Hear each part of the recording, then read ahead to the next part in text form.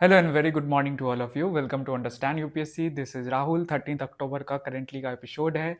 सबसे पहले तो आज से इकोनॉमिक्स का जो है सत्यम सर ने क्लासेस स्टार्ट किए हैं, जो कि लाइव होगा, फ्री होगा, 8 to 10 AM होगा। एंड 10 AM से हमारा जो करेंटली है वो आएगा।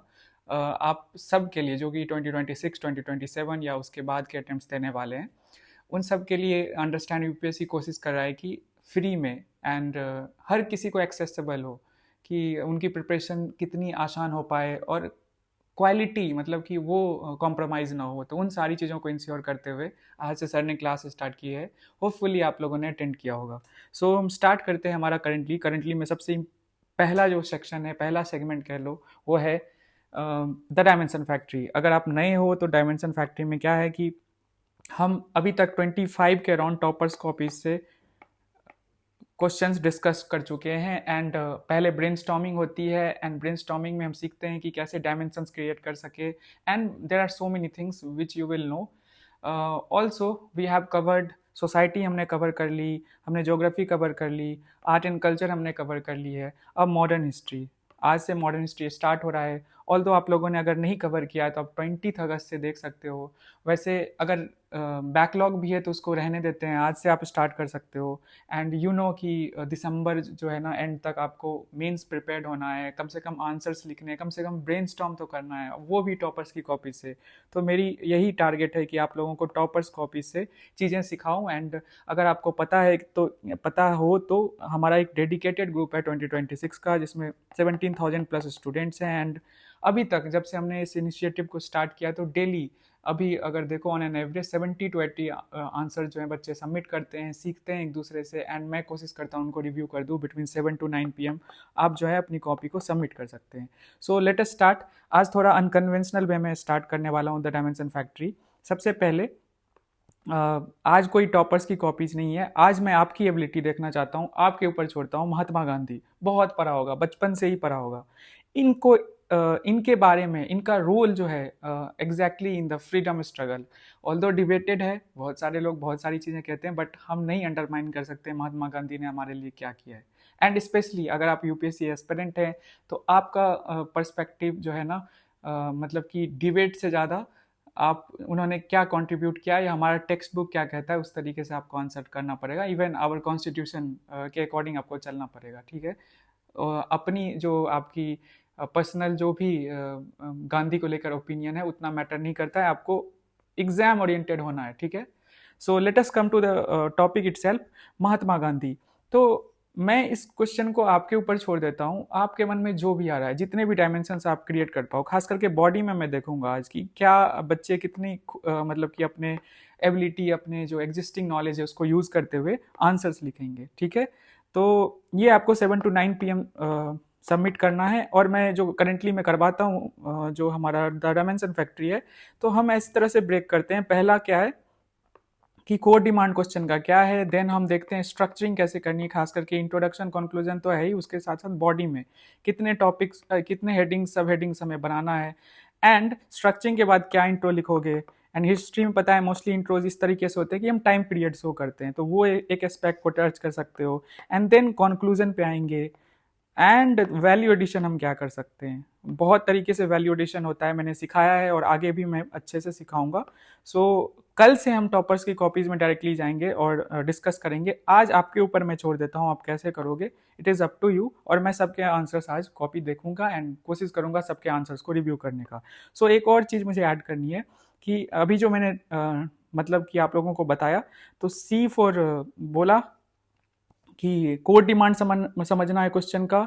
एस फोर बोला कि स्ट्रक्चरिंग कैसे करनी है, बॉडी कैसे स्ट्रक्चर करना है, मतलब जब ब्रेनस्टॉर्म करोगे आप, ठीक है, या अभी कर रहे होगे तो बहुत अच्छी बात है, अभी करना चाहिए आपको। 2 मिनट का पॉज वीडियो को रोक कर इसे ब्रेनस्टॉर्म करने की ज़रूरत है।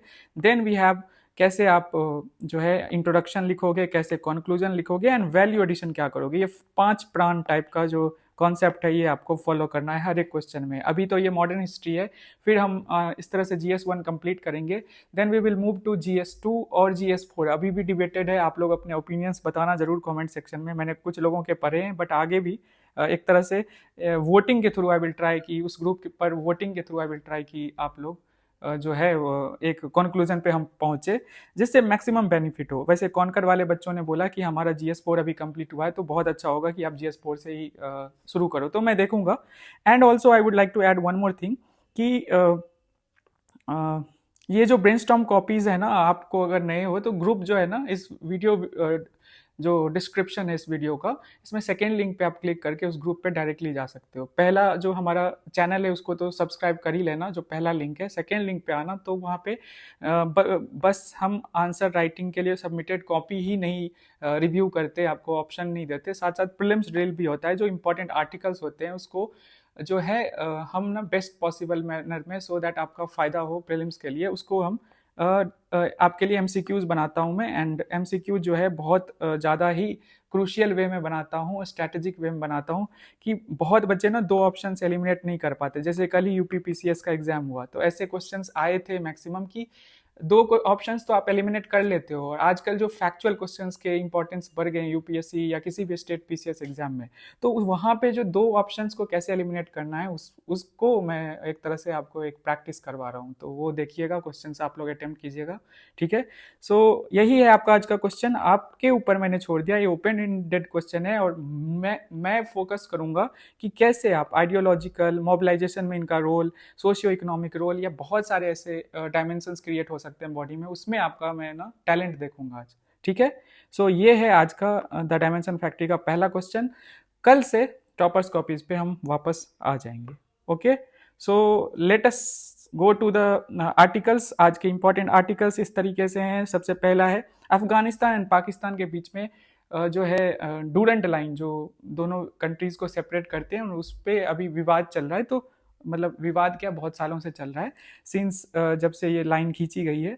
तो इस चीज को हम देखेंगे, समझने की कोशिश करेंगे कि एम्बेसी में अभी बहुत ज्यादा डिबेट चल रहा था ना सोशल मीडिया पे कि किसकी मतलब कि उस पर अथॉरिटी होती है। फॉरेन जो एम्बेसीज जो एक पार्टिकुलर कंट्री, डोमेस्टिक कंट्री में, जैसे इंडिया में अफगानिस्तान का एम्बेसी है, तो उसमें कौन डिसीजन मेकर है, किसकी चलती है, वो सारी चीज़ें हम डिस्कस करेंगे। Then the second article is Zoho के बारे में भी आपने सुना होगा, न्यूज़ में बहुत है, इसकी क्या इंपॉर्टेंस है, ओपन सोर्स क्या होता है, क्यों जोहो को इतना इंपॉर्टेंस दे रही है हमारी government. And also we will try to understand कि मतलब कि सोर्स कोड क्या होता है। ये बेसिक चीज़ें समझाऊंगा। प्रीलिम्स में you never know ask question आ जाता है इन सारी चीज़ों से। Third thing is Great Nicobar revives the issue of nature's legal rights. तो ग्रेट निकोबार जो प्रोजेक्ट है ना, इस पे बहुत ज़्यादा डिबेट हो रहा है लास्ट 1.5 ईयर से। अगर देखो तो मेंस में ये बहुत इंपॉर्टेंट है। और मेंस में आज जो आर्टिकल एडिटोरियल में आया ना, वो डेवलपमेंट वर्सेस, मतलब आपको पता है जो ग्रेट निकोबार डिस्प्यूट है ना, या मतलब कि ग्रेट निकोबार को लेकर जो डिफरेंट ओपिनियंस है ना, एक मिनट में पानी पी लेता हूँ, लगातार बोला है।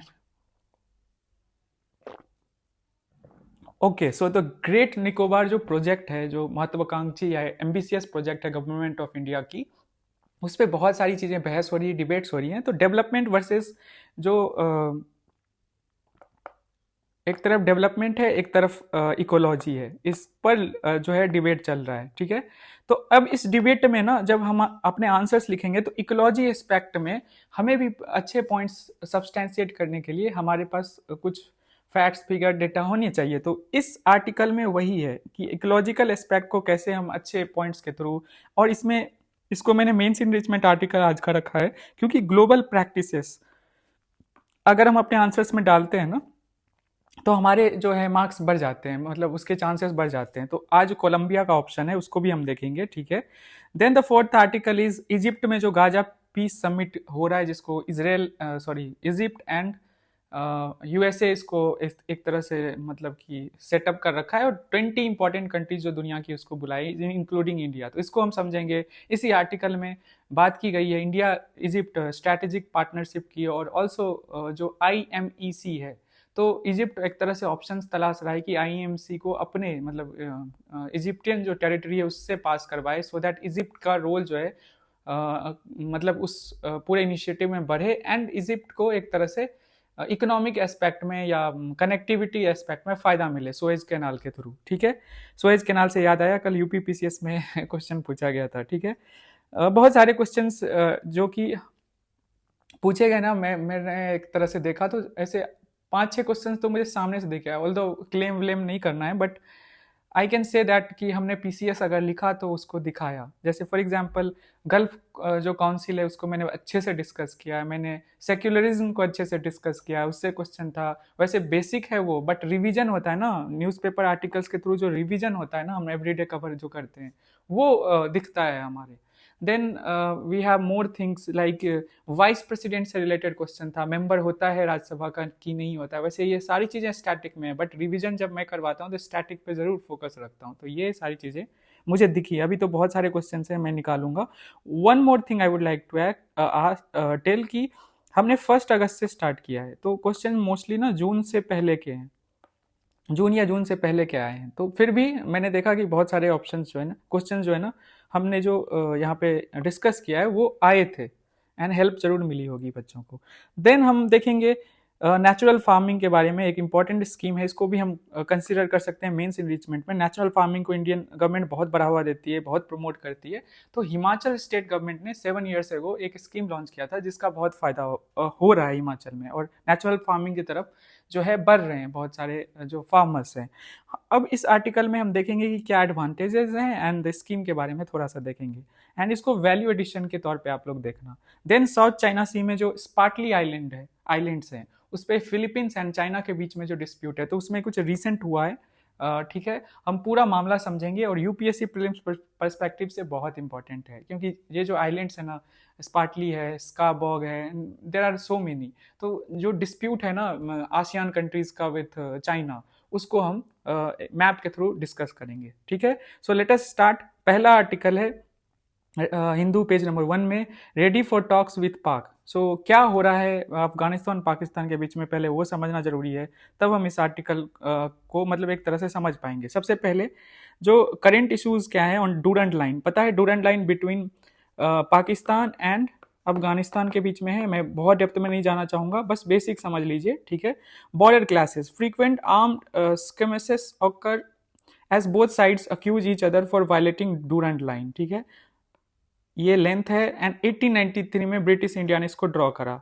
अब इस पे क्यों हो रहा है ऐसा इशू, के क्यों है, ये नया है क्या, बहुत दिनों से चल रहा है, ये सारी चीजें हम देखेंगे। सो लेजिटमेसी डिस्प्यूट देखे तो Pakistan considers the Durand line as the official international boundary. Pakistan मानता है कि डूरंट लाइन है दोनों कंट्रीज के बीच में, but the problem is Afghanistan इस चीज को नहीं मानता है, कभी नहीं मानना है। मतलब अफगानिस्तान बहुत सारे प्रॉब्लम से जूझता आ रहा है, मतलब इंटरनेशनली देखें अगर तो बहुत सारी कंट्रीज ने इस पे हमला किया, एंड वहाँ पे मतलब फॉर एग्जांपल रशिया मतलब अटैक किया, इन्वेजन किया, एंड कोशिश किया कि अफगानिस्तान को कंट्रोल करे, बट हो नहीं पाया। तो अफगानिस्तान इंटरनल इशूज से जूझ रहा था, तो दैट्स वाई इस चीज को, ये चीज इतना हाईलाइट नहीं हुआ। बट अभी अफगानिस्तान में पता है कि 2021 से तालिबान रूल गवर्नमेंट आ चुकी है, तो तब से ये चीजें बढ़ गई है। एंड पश्तून्स, ये जो ट्राइबल इलाका है ना, यहाँ रहते हैं पाकिस्तान अफगानिस्तान का जो डूडेंट लाइन है, पश्तून्स जो है एक ट्राइब है। ठीक है, अफरीदी वगैरह आपने नाम सुना होगा।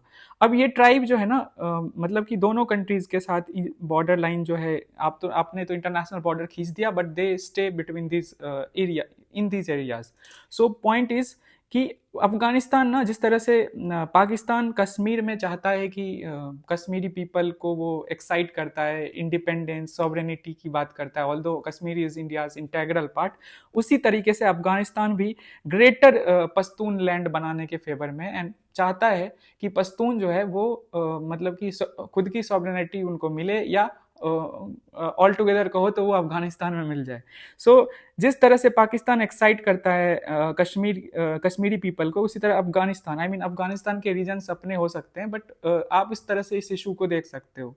एंड इसकी वजह से यहाँ पे विवाद होता है, एंड डूरंट लाइन को अफगानिस्तान नहीं मानता है। ठीक है, so Pakistan considers the Durand line as the official international boundary, and Afghanistan जो तालिबान गवर्नमेंट लीड कर रही है has never formally recognized it, claiming it unjustly divides Pashtun tribal areas. ठीक है, समझ गए होंगे issues.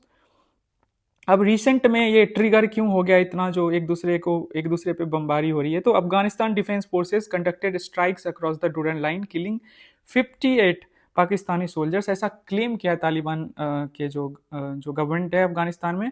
And Pakistan retaliated after alleging that the IS fighters, ठीक है, IS फाइटर समझ गए ना, ISIS, yes, Islamic state fighters sheltered in Afghanistan carried out attacks in Pakistan and beyond. So Pakistan ने ऐसे एलिज किया है कि जो अफगानिस्तान साइड से अटैक्स हुए हैं वो जो ISIS के फाइटर्स हैं वो इसमें इन्वॉल्व हैं, ठीक है। अब इम्पैक्ट क्या है, तो closure of border crossing and capture of post on both sides have increased regional instability and disrupted trade and people movement. So basically ये जो पूरा इशू है आपको समझ आ गया होगा, मैं एक बार फिर से समराइज कर देता हूँ, आपको पता होना चाहिए, आपको एक आइडिया होना चाहिए। अफगानिस्तान पाकिस्तान के बीच में डूरन लाइन है जिसको 1893 में ड्रॉ किया गया था, एंड यहाँ पे इस इलाके में ट्राइबल पश्तून्स रहते हैं। पश्तून्स जो हैं उसको उनको मतलब कि उसको लेकर डिस्प्यूट है बिटवीन पाकिस्तान एंड अफगानिस्तान, और बराबर चलता रहता है। अफगानिस्तान जो है डूरन लाइन को रिकॉग्नाइज नहीं करता है, एंड पाकिस्तान चाहता है कि अफगानिस्तान भी इसको मतलब कि ऑफिशियली रिकॉग्नाइज करे, ठीक है। तो इसी को लेकर पूरा विवाद है। अब embassy as a foreign territory हम देख लेते हैं, तो एक बहुत इंपॉर्टेंट कन्वेंशन है, that is Vienna Convention on Diplomatic Relations 1961. An embassy is not a sovereign foreign territory, but it's inviolable, ठीक है, inviolable।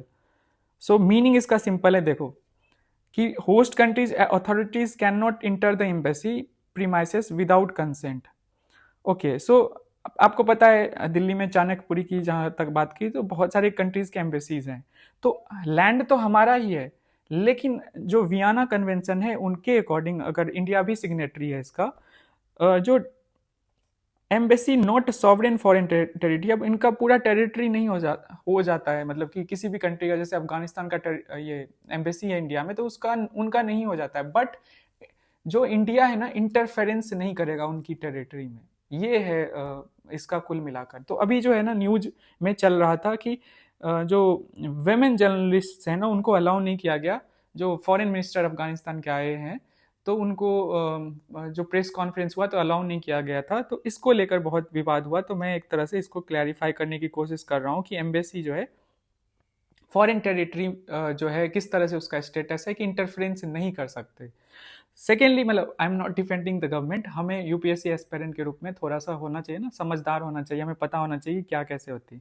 फिर इसी चीज़ पे जो है ना क्लैरिफाई किया जो अफगानिस्तान के फॉरेन मिनिस्टर हैं कि टेक्निकल एरर की वजह से उनको नहीं बुलाया गया, ये तो बहुत चाइल्डिश है, ठीक है। सो यही है, आप कुल मिला के इस मामले को समझ गए होंगे। सो सेकेंड आर्टिकल है Zoho's platform. So why news है बेसिक है, all 12 lakh email accounts for जो यूनियन गवर्नमेंट एम्प्लॉयज है ना including those in the PMO have migrated from NIC based system to Zoho's indigenous platform. So Zoho एक Tamil Nadu based company है, ठीक है। And पहले तो मैं ओपन सोर्स बता देता हूँ सो दैट आपको समझ आए कि जोहो की इंपॉर्टेंस क्या है और क्यों इसको प्रमोट किया जा रहा है इतना। सो एम क्या है, जो 12 लाख ईमेल जो अकाउंट्स हैं उनको ट्रांसफ़र किया गया जोहो पर, तो strengthen data security and promote self-reliance in technology under the digital sovereignty and Swadeshi tech initiative। So हमारी गवर्नमेंट प्राइम मिनिस्टर मोदी इस चीज़ को प्रमोट करते आ रहे हैं, तो उसी चीज़ के मद्देनज़र एंड खास करके जो डेटा सिक्योरिटी है ना वो उसको ध्यान में रखते हुए ट्रांसफ़र किया गया। अब देखो जोहो जो है ना, जोहो ये है क्लोज सोर्स, एंड अभी तक ना ओपन सोर्स यूज करते आ रही थी जो हमारे गवर्नमेंट एम्प्लॉयज हैं, ईमेल वगैरह अकाउंट्स वगैरह, ठीक है। डेफिनेशन क्या होता है ओपन सोर्स का, ये प्रीलिम्स के लिए इंपॉर्टेंट है कि software whose source code is publicly available and can be modified और रीडिस्ट्रीब्यूटेड फ्रीली, ठीक है। उसका पब्लिक सोर्स जो है ना वो अवेलेबल है। अब पब्लिक मतलब कि सोर्स कोड क्या होता है, सोर्स कोड होता है बेसिकली जो इंस्ट्रक्शंस है ना रिटन बाय प्रोग्रामर, अगर किसी भी मतलब कि कह लो सॉफ्टवेयर है उसका इंस्ट्रक्शन जो प्रोग्रामर ने लिखा है वो अवेलेबल है ओपनली, और इसीलिए इसको मॉडिफाई कर लिया जाता है। तो हमारा गवर्नमेंट रिलेटेड जो इंपॉर्टेंट डेटा है अगर उसको इस तरह से मॉडिफाई कर लिया जाएगा तो फिर डेटा सिक्योरिटी रही कहाँ। सो पॉइंट इज इस चीज में आगे हम बढ़ते हैं, ओपन सोर्स से हम चले गए क्लोज सोर्स के तरफ, इंडिजीनियस सोर्स के तरफ, और यही पहल है पूरा। अब आपको ये पूरा मामला समझ आ गया होगा। एंड जहां तक ओपन सोर्स की बात की जाए तो मोजिला फायरफॉक्स का आपने नाम सुना होगा, लाइनेक्स OS का ऑपरेटिंग सिस्टम का, थंडरबर्ड का नाम सुना होगा, तो ये सारे एग्जांपल्स है। और जो जोहो है वो क्लोज सोर्स है। So open source tools used by government employees could compromise the data security as external or unverified modification may expose sensitive files to cyber threats. वही सारी चीजें हैं, बस समझ गए ना ओपन सोर्स क्लोज सोर्स क्या होता है एक, सेकेंडली कि जो सोर्स कोड है वो क्या होता है एंड क्यों गवर्नमेंट जो है ना जोहो की तरफ मूव कर रही है। ये पूरा आर्टिकल आपको समझ आ गया होगा। चलते हैं तो थर्ड आर्टिकल पे। थर्ड आर्टिकल में बेसिकली बहुत बड़ा वैसे देखें तो है, हमें क्या इसमें वैल्यू एडिशन करनी है मेंस इनरिचमेंट आर्टिकल। आपको पता है हर दिन मैं एक मेंस इनरिचमेंट आर्टिकल एटलीस्ट डालता हूँ, तो हमें क्या वैल्यू एडिशन इस आर्टिकल से करनी है उसे हमें देखना है। सबसे पहले आपको पता है कि जो अंडमान निकोबार आइलैंड्स हैं, मतलब बेसिक तो आपको पता ही होगा ना, लोकेशन एंड ऑल, ठीक है। सो इस पे जो है ना गवर्नमेंट ऑफ इंडिया बहुत बड़ा project, I think 78,000 crore rupees का प्रोजेक्ट जो है ना डेवलप कर रही है। एंड जो प्रोजेक्ट है उसमें port development, power plant, township and airport, ठीक है। तो ये सारी चीज़ इसमें डेवलप करी है और इसकी वजह से क्या होगा, 13,000 हेक्टेयर्स ऑफ प्रिस्टाइन फॉरेस्ट जो है ना वो एक तरह से उसका डाइवर्जन होगा। यू आर गेटिंग, मतलब पहले तो मतलब समझ रहे हो ना कि फॉरेस्ट इकोलॉजी, एक तरफ इकोलॉजी एंड दूसरी तरफ क्या हो गया, डेवलपमेंट। इसके बीच में जो डिबेट चलता है, चाहे GS3 में देख लो एनवायरमेंटल एस्पेक्ट से, या GS4 में भी इस पे बहुत क्वेश्चन पूछे गए हैं। तो उस वहां पे आपके पॉइंट सब्सटेंसिएशन के लिए मैंने इस एडिटोरियल का आर्टिकल लाया है।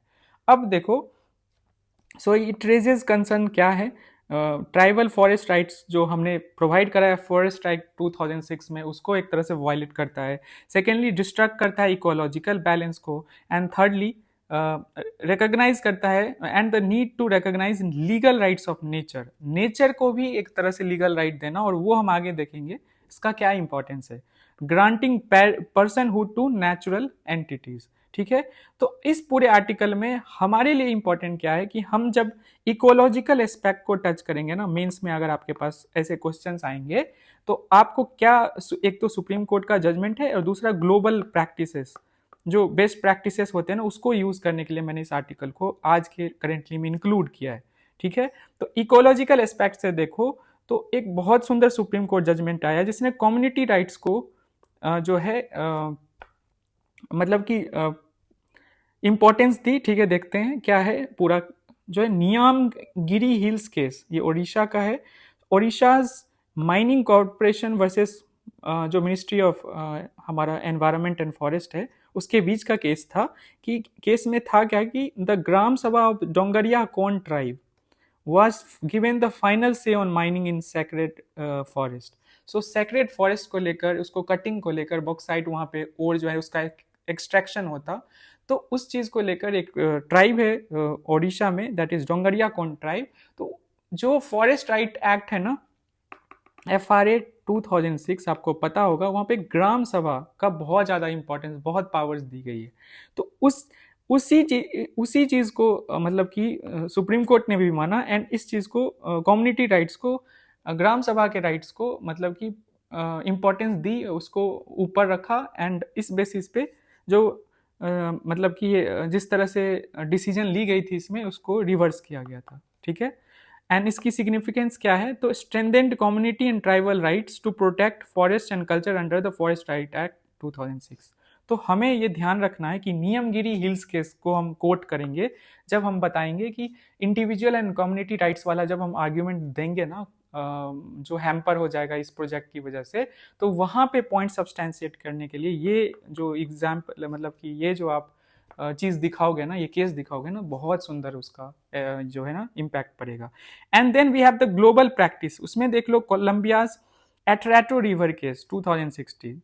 इसमें क्या है कि देख लेते हैं, the Atrato river was granted legal personhood by Colombia's constitutional court, ठीक है। एट्राटो रिवर जो मतलब कि कोलंबिया में है, वहां पे दिया गया उनका जो कॉन्स्टिट्यूशनल कोर्ट है, क्या किया, तो recognised biocultural rights of indigenous communities to protect and manage natural sources, ठीक है। ओके अब इसको इंडियन कंटेक्स्ट में भी हम अडेप्ट कर सकते हैं कि serves as a model for India to frame guardianship system, मतलब कि रिवर को जो दे दिया पर्सनहुड बाय कोलंबिया जो कॉन्स्टिट्यूशनल कोर्ट है, giving legal identity and protection to nature. एक कौन करेगा प्रोटेक्शन? वहाँ के ट्राइब्स। एंड लीगल एंटिटी बना दिया, काइंड ऑफ गार्जियनशिप दे दिया कम्युनिटी जो वहाँ पे है, ट्राइबल कम्युनिटी है उसको। And similar to India's Ganga Yamuna personhood, मतलब इंडिया ने भी दिया है, बट इसको आप और ज़्यादा कॉम्प्रिहेंसिव वे में समझे तो जो कोलंबिया वाला एग्जाम्पल है वो ज़्यादा जो है रिलेट कर पाएंगे हम कि कैसे हम अंडमान निकोबार में आगे बढ़े। ओके, सो अब ये दो चीज़ें हम यूज़ करेंगे अपने पॉइंट सब्सटेंशिएशन में। तो आप लोग बताओ कि जब आप एक जेनरिक आंसर लिखोगे तो कैसे नहीं वैल्यू एडिशन से आपको अच्छे नंबर्स आएंगे, यही समझाना है मुझे। और कहीं इधर उधर भागना नहीं है। मैं पहले दिन से वैल्यू एडिशन के लिए मेंस एनरिचमेंट वाला हर दिन एक आर्टिकल डाल रहा हूँ, सो दैट आप खुद से इन चीज़ों को लिखो, खुद से इसको यूज़ करना सीखो, ठीक है। तो एक बार मैं फिर से समराइज करता हूँ इस आर्टिकल को कि एक प्रॉपर एडिटोरियल लिखा गया है कि इकोलॉजी वर्सेस जो डेवलपमेंट डिबेट चलता है तो उसमें कम्युनिटी राइट्स हैम्पर होते हैं, ठीक है। उसी के लिए दो अच्छे एग्जांपल्स या दो अच्छे पॉइंट्स हमारे पास निकल के आए। पहला सुप्रीम कोर्ट का जो नियमगिरी हिल्स केस है, जिसमें 2006 का जो फॉरेस्ट राइट एक्ट है उसके बेसिस पे कम्युनिटी राइट्स को जो ना इंपॉर्टेंस दी गई, उसको माना गया ज़्यादा वो प्रिवेल करेगा। एंड सेकेंडली ग्लोबल प्रैक्टिस में हम कोलंबियाज एट्रेटो रिवर केस को हम इसको भी यूज़ कर सकते हैं कि पर्सनहुड मतलब ये आइडेंटिटी दी गई जो हमारे कंट्री में भी दी गई है, मतलब गंगा यमुना को भी उस चीज़ से हम कनेक्ट कर सकते हैं, ठीक है। सो यही है। फिर चलते हैं हम, फोर्थ आर्टिकल हमारा है India sends minister to Egypt for Gaza summit. So Gaza summit जो है ना उसको होस्ट कर रहा है इजिप्ट एंड यूएसए। तो इसमें 20 इंपॉर्टेंट कंट्रीज को बुलाया गया। तो हम देखते हैं इस आर्टिकल में ज़्यादा कुछ नहीं है, बट हमारे लिए जो कुछ टर्म्स यूज़ किए गए ना, strategic partnership between India and Egypt, and then we have IMEC, India middle east Europe economic corridor, जो G20 में जिसको एक तरह से हमारे प्राइम मिनिस्टर एंड जो अदर कंट्रीज जो इसके मेंबर्स हैं उन्होंने इसको लॉन्च किया था। तो पहले हम देख लेते हैं न्यूज़ में क्या है। तो हमारे प्राइम मिनिस्टर नहीं जाएंगे इस समिट में, इसमें हमारे ministry of state external affairs के कीर्तिवर्धन सिंह जाएंगे। Will attend the Gaza peace summit at Sharm el Sheikh, जो कैपिटल है कैपिटल। चलो इजिप्ट का कैपिटल बताओ, क्वेश्चन है। कायरो है या शर्म एल शेख है, चलो बताओ। को hosted by Egypt and the USA and discuss Israel Hamas cease fire hostage release. And ये मतलब पूरा जो प्रोसेस स्टार्ट हुआ है ना 20 पीस प्लान, उसी में अब फर्दर आगे जाएंगे और भी जो स्टेक होल्डर्स हैं उनको बुलाएंगे, मतलब कि ग्लोबल लीडर्स को बुलाया जाएगा एंड डिस्कस किया जाएगा। देन इस आर्टिकल में डिस्कस मतलब बोला गया है about India Egypt strategic partnership के बारे में। तो 2023 में हमने अपने जो रिलेशनशिप है बिटवीन इंडिया एंड इजिप्ट को उसको अपग्रेड किया और स्ट्रैटेजिक पार्टनरशिप की तरफ गए। तो लॉन्च ड्यूरिंग दिस जो सीसीज है, मतलब सीसी जो प्रेसिडेंट है, मतलब कि उस समय जो प्रेसिडेंट थे वो इंडिया विजिट पे आए थे, तभी इसे जो है पार्टनरशिप को अपग्रेड किया गया था। फोकस है मतलब कि हमारा जो रिलेशन है defence cooperation, trade, counter terrorism, maritime जो सिक्योरिटी एंड मल्टीलैटरल कोऑर्डिनेशन में हमारा ये रिलेशन स्ट्रेंथन हो and south as you know cooperation में बढ़े। अब मुझे बताओ, आप लोगों के पास एक और क्वेश्चन है जो NAM है, NAM, आप लोगों ने नाम सुना होगा। इसमें जो फाउंडिंग मेंबर्स हैं वो कौन सी कंट्रीज थी? 4-5 कंट्रीज थी इंक्लूडिंग इंडिया। आपको उसको कमेंट सेक्शन में लिखना है। अब हम बात करते हैं IMEC की, India middle east Europe economic corridor. इस पे आपको डेफिनेटली एक या 2 साल में क्वेश्चन देखने को मिलेगा, ये मैं प्रिडिक्ट कर देता हूँ, और मिलेगा ही। सो 2025 में अगर बात करो तो जो नॉर्थ साउथ कॉरिडोर है ना उस पर क्वेश्चन आया था, तो you will see a question on this. Announced in G20 summit 2023, links India gulf countries के साथ, फिर Europe via ports, rail and digital routes. तो देख लीजिए मल्टी मॉडल ट्रांसपोर्ट सिस्टम है ये, हमारा प्यारा भारत है। देन हम गल्फ कंट्रीज में यहाँ लिंक होगा ये, फिर ये ट्रेन्स के थ्रू मतलब कि रेल के थ्रू हम कनेक्ट करेंगे हाइफा पोर्ट जो इसराइल में है, सॉरी जॉर्डन जाएंगे, एंड देन हाइफा पोर्ट जो है इसराइल में, एंड यहाँ से हम यूरोप की ओर जाएंगे, ठीक है। तो ये पूरा कई बार हम डिस्कस कर चुके हैं, फिर भी मैं दिखा देता हूँ किस तरीके से ये कनेक्शन बनेगा। और इंडिया का कह सकते हैं काउंटर हम एक तरह से कर रहे हैं चाइना का BRI।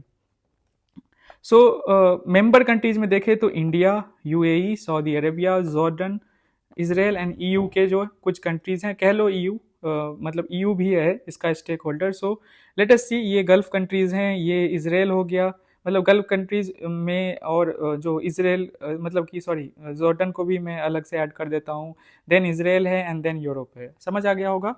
अब हम चलते हैं and European union obviously. AIIMS जो है टू काउंटर चाइनाज बीआरआई में बात कर चुका हूँ। इजिप्ट एक्सप्लोरिंग, अब यहाँ पे इंपॉर्टेंट क्यों है, ये न्यूज में क्यों है, तो आपको पता है इसराइल जो है लगातार कॉन्फ्लिक्ट में रहता है, इसकी वजह से ये जो पूरा प्लान है वो एक तरह से डिसरप्ट हो गया है। और जो गल्फ कंट्रीज हैं उसका रिलेशन विद इसराइल जो है वो हमने एक पहले भी आर्टिकल्स कवर किए थे, तो उसमें ये है कि दोनों के बीच में एक तरह से डिस्प्यूट जो है या दूरियां कह लो बनता ही जा रहा है। तो उस चीज को ध्यान में रखते हुए इजिप्ट ने बोला कि हम जो है ना, आप जॉर्डन से आ सकते हो सीधा, या सऊदी अरेबिया से आप आ सकते हो अल्टरनेट रूट लेकर, स्वेज कैनाल को फॉलो करते हुए यूरोप तक पहुंच सकते हो। तो इजिप्ट एक तरह से इंडिया को ऑप्शंस दे रहा है। अब देखते हैं आगे क्या होता है, आपको पता चलेगा ही क्या होना है। सो बेसिकली हमने एक तरह से रिवाइज कर लिया। इंडिया इजिप्ट जो स्ट्रैटेजिक पार्टनरशिप है हमने जो साइन किया 2023 में, देन IMEC जो सबसे इंपॉर्टेंट मुझे लगा, एंड जो गाजा पीस प्लान है उसके बारे में हमने बात करी। ठीक है, तो आपको कुल मिला के समझ आ गया होगा मैप लोकेशन। अब देखो नेचुरल फार्मिंग को लेके, ये भी मेंस इनरिचमेंट आर्टिकल में ही मैं इसको काउंट करूंगा। एक सुंदर सा स्कीम है जिसका नाम है प्रकृत खेती कौशल खुशहाल किसान योजना, प्रकृत खेती खुशहाल किसान योजना, जिसको हिमाचल प्रदेश गवर्नमेंट ने लॉन्च किया था सो दैट नेचुरल फार्मिंग की तरफ अट्रैक्ट हो फार्मर्स, एंड हुआ उसका पॉजिटिव इम्पैक्ट। ठीक है, तो इस स्कीम को आप जब नेचुरल फार्मिंग की बात आएगी ना, जब आपको पॉइंट्स लिखने होंगे, तो you can coat this scheme and इसका क्या फायदा हुआ। ठीक है, प्रकृत खेती कौशल किसान योजना, ठीक है, एंड MSP, ये सारी चीजों ने हेल्प करा है कि हिमाचल प्रदेश में जो है मतलब कि नेचुरल फार्मिंग की तरफ किसान गए हैं बहुत है। मुझे इतना डेटा इसमें नहीं जाना, मैंने इसलिए नहीं उसको लिखा, बट आपको इस स्कीम के बारे में पता होना चाहिए। अब एडवांटेजेस क्या होते हैं, थोड़ा सा बेसिक्स देख लेते हैं नेचुरल फार्मिंग के बारे में। जहाँ पे केमिकल्स की कोई यूसेज नहीं होती है, तो soil health and fertility better करता है, cuts input cost and boost profitability, makes farming climate resilient, produces safe nutritious, मतलब बेसिक चीज़ें आपको मैं बता देता हूँ। एक तो soil health and fertility improve होगी, दूसरा इनपुट कॉस्ट जो है ना वो कमेगा। आप केमिकल्स पे जो खर्चा कर रहे हो ना, फर्टिलाइजर्स पे, ठीक है, वो कम हो जाएगा। देन रिड्यूसेस केमिकल पोल्यूशन, ये भी है ना। यूट्रोफिकेशन के बारे में आपने सुना होगा, फर्टिलाइजर्स जब मूव करते हैं, या और भी सारी चीज़ें आपको पता है। मेक्स फार्मिंग क्लाइमेट रेजिलिएंट, ये भी है। ठीक है, कम आप रिसोर्सेज दे रहे हो, कम उसको डिपेंडेंट क्रॉप्स को बना रहे हो, तो वो जो क्लाइमेट रेजिलियंसी है उनकी बढ़ेगी। Then produces safe and nutritious, एक तो फर्टिलाइजर्स बहुत ज़्यादा यूज होते हैं तो खाने का जो क्वालिटी है वो भी हैम्पर होता है, डिजीज होने के भी खतरे बढ़ते हैं, तो वो क्वालिटी जो है वो मेंटेन रहेगी। And supported by MSP and government initiative, मतलब कि नेचुरल फार्मिंग को बहुत ज़्यादा प्रमोट किया जा रहा है। अब बताओ कि नेशनल लेवल पे कौन सा स्कीम है। क्वेश्चन नंबर 3, पहला क्वेश्चन मैंने पूछा इजिप्ट का कैपिटल, सेकेंड क्वेश्चन पूछा कि फाउंडिंग जो मेंबर्स थे वो नाम के आपको बताने हैं, and the third question is कि आप बताओ कि गवर्नमेंट ऑफ इंडिया ने कौन सी स्कीम या स्कीम्स लॉन्च करी है नेचुरल फार्मिंग को प्रमोट करने के लिए। ये तीनों क्वेश्चन कमेंट सेक्शन में आपको लिखना है। Then we will move to the next article and that is China and Philippines trade balance blame over boat collision in disputed sea. So simple है, साउथ चाइना सी है, important है, इस पे prelims में भी 2 बार क्वेश्चन पूछे जा चुके हैं। सो लेट अस सी क्या है। तो नया fresh tensions between China and Philippines जो है इन साउथ चाइना सी, स्प्रैटली आइलैंड्स। ओके, तो डिसअपियर हो गया।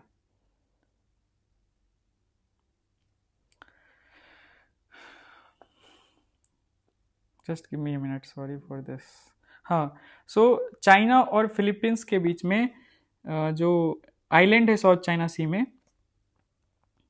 यही था ना, कहाँ थे, हाँ, स्प्रैटली आइलैंड एरिया जो है उस पर डिस्प्यूटेड रहा। आई थिंक मैंने स्पार्टली बोल दिया, वो एक तरह से आदत है ना, फ्लो में निकल जाता है। ठीक है, सो ये भी इंपॉर्टेंट नहीं है, इंपॉर्टेंट है मामला, उस पर फोकस करते हैं। The issue revives focus on 2016's International Tribunal ruling that rejected China sweeping claims. Basic है, मैं समझा देता हूँ। देखो, लोकेशन से ही समझेंगे तो बेस्ट होगा। ये पूरा साउथ चाइना सी है, ये 9 डैश लाइन है। इसको चाइना बोलता है अपनी टेरिटरी, क्योंकि उनके जो हिस्टोरिक टेक्स्ट है ना, हिस्टोरिकल टेक्स्ट, उसमें ये बताया गया है, ऐसा चाइना क्लेम करती है कि ये चाइना का पार्ट रहा है हिस्टोरिकली। ठीक है, जिस तरह से वो हमारे अरुणाचल, सिक्किम एंड लद्दाख को बोलते हैं कि हिस्टोरिकली वो चाइना का पार्ट रहा है। 5 इंपॉर्टेंट पार्ट्स चाइना क्लेम करता है, तो उसमें ये साउथ चाइना सी भी आता है। बट जो इंटरनेशनल लॉ है ना, इकोनॉमिक जो एक्सक्लूसिव जोन्स होते हैं, एक्सक्लूसिव इकोनॉमिक जोन्स होते हैं, उसके बेसिस पे अगर जो लॉज बने हैं उस चीज़ को ये 9 डैश लाइन ना वायलेट करता है। तो इसी चीज़ को देखते हुए ये रहा स्प्रैटली आइलैंड्स। आप लोकेशंस देख लेना, आज का प्रीलिम्स ड्रिल का क्वेश्चन यहीं से आएगा। पैरासेल आइलैंड्स, स्कैर बोरोग शॉल कह लो या आइलैंड्स कह लो, ठीक है। तो ये 3-4 आइलैंड्स ग्रुप हैं जहाँ पे डिस्प्यूट है। ये पूरे साउथ चाइना सी अगर देखो, जिसमें कि साउथ एशियन कंट्री जो आसियान के, उनके साथ चाइना का डिस्प्यूट है। ताइवान, हांगकांग, जो कि अब चाइना का पार्ट है, कंप्लीट पार्ट है।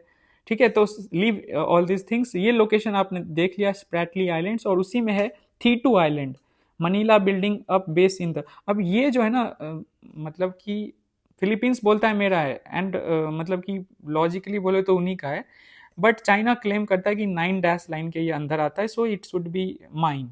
ठीक है, तो ये पूरे आइलैंड्स इसीलिए डिस्प्यूटेड हैं 9 डैश लाइन के वजह से। अब इसी चीज को देखते हुए Philippines went to permanent court of arbitration, जो कि हैग में उसका मतलब हेडक्वार्टर है। क्या हेडक्वार्टर, क्या उसका मतलब कि सिचुएटेड है। और ये आता है अंडर यूएन क्लॉज। आपको पता होगा UN convention on law of sea. अब इसमें जब 2013 में फिलीपींस गया तो उसने एक तरह से चाइना को मतलब चाइना का जो क्लेम है उस चीज़ को मतलब उस पर क्वेश्चन रेज किया एंड बोला कि क्यों चाइना इस चीज़ को बार बार जो है ना उठाता है, एंड हमारी जो मतलब कि सॉवरेनिटी है, काइंड ऑफ फिलीपींस की सॉवरेनिटी, उसको वायलेट करने की कोशिश करता है। तो 2016 में इस पे रूलिंग आया, जजमेंट आया इस परमानेंट कोर्ट ऑफ आर्बिट्रेशन में कि China 9 dash line has no legal basis. ठीक है, एंड स्पार्टली जो है ना चाइना के मतलब एक्सक्लूसिव इकोनॉमिक जोन में नहीं आता है, फिलीपींस के आता है। बट चाइना का क्या स्टांस रहा है, you know China is a rogue state कहा जाता है, किसी का नहीं सुनता है, कोई नियम कानून फॉलो नहीं करता है, लॉज वगैरह। So China violated Philippines sovereignty by blocking fishing and oil exploration and environmental damage caused by China। मतलब चाइना ऐसी एक्टिविटीज कर रहा है स्प्रैटली आइलैंड्स के आसपास, थीटू आइलैंड स्पेसिफिकली, जो स्प्रैटली का ही पार्ट है। एंड अभी के हिसाब से उस रूलिंग का स्टेटस ये है कि रूलिंग इज लीगली बाइंडिंग होना चाहिए, but China refuses to accept it. ठीक है, तो ये 9 डैश लाइन का लोकेशन आपने देख लिया, आपने स्प्रैटली आइलैंड्स देख लिया, आपने पैरासेल आइलैंड्स देख लिया। और बताना पैरासेल, हाँ फोर्थ क्वेश्चन है, पैरासेल किन 2 कंट्रीज के या 2 से अधिक कंट्रीज के बीच का डिस्प्यूट है। देन आपको स्कारबोरो सॉल के बारे में बताना कि किन 2 कंट्रीज के बीच का डिस्प्यूट है। ये 4-5 क्वेश्चन आज के लिए आपके लिए था, and that's it for today. हम कल से स्टार्ट करेंगे, एंड आपको मतलब कल से द डायमेंशन फैक्ट्री को स्टार्ट करेंगे। ऑल्सो कोड सेगमेंट जो है ना एक दिन आएगा अब, ठीक है, एंड वीकेंड डे में, मतलब सैटरडे को आएगा। ऐसा नहीं है कि कोड सेगमेंट नहीं आएगा। एंड हम संडे के लिए आप लोगों के लिए ऐसे आप लोग लिख पाओ या ब्रेनस्टॉर्म कर पाओ, उसका ऑप्शन खोल पाए। ठीक है, सब कुछ होगा, सारी चीज़ें कवर की जाएगी, निश्चिंत रहो। ऑल्सो वन मोर थिंग कि द डायमेंशन फैक्ट्री में आपको आज अपनी कॉपी सबमिट करनी है, टाइमली 7 to 9 PM करनी है, मैक्सिमम नंबर पे करना है। एंड आई वाज थिंकिंग कि if you guys are aware of 7 AM challenge, उसी तरीके से आज से एक चैलेंज दूँ। चैलेंज इस तरीके से दूँ कि आपने जो है आज से लेके दिसंबर एंड तक हर दिन एटलीस्ट एक क्वेश्चन जो है ना ब्रेनस्टॉर्म किया। इधर it can be GS answer और इट कैन बी एसए। मतलब कि मैं एक हैबिट लगाना चाहता हूँ, एंड देन वोटिंग करवाऊंगा, और it will be starting from today itself. ये गांधी जी वाला जो क्वेश्चन है, फ्रीडम स्ट्रगल वाला, मैं चाहता हूँ कि बच्चों को हैबिट हो जाए। And answer writing ability develop करने में वक्त लगता है, इस चीज़ को समझो। मैं डरा नहीं रहा हूँ, मैं फैक्ट बोल रहा हूँ। आप लोग को कितना भी इंफॉर्मेशन हो जाए ना, लिखना is a different thing from you know having knowledge only. ठीक है, so that's it for today. मिलते हैं हम कल 10 AM में, तैयार रहिएगा। एंड 10 AM को लेकर मैं ये कहना चाहूँगा, इतने बच्चे अभी सुनते हुए आ गए हो ना, तो 10 AM के लिए ये कहना चाहूँगा कि ये ना मतलब कि आपको बहुत हेक्टिक नहीं होता है, सिंपल है, आपको बैठ के सोचना नहीं पड़ेगा, ईयरफोन लगाओ, सुनो and then by 12 AM PM कह लो, आप लोग ब्रेनस्टॉर्म करके एटलीस्ट प्रिपेयर्ड रहो एंड बाद में अपने आंसर्स लिख के 7 PM में सबमिट कर दो। ठीक है, थैंक यू सो मच, मिलते हैं हम कल, bye, take care, all the best. And आपका सारा PDF जो है ना अपलोड हो चुका है, जो पिछले दिनों के हैं जो बैकलॉग रह गए थे ना, आज तो होगा ही। ठीक है, so thank you so much.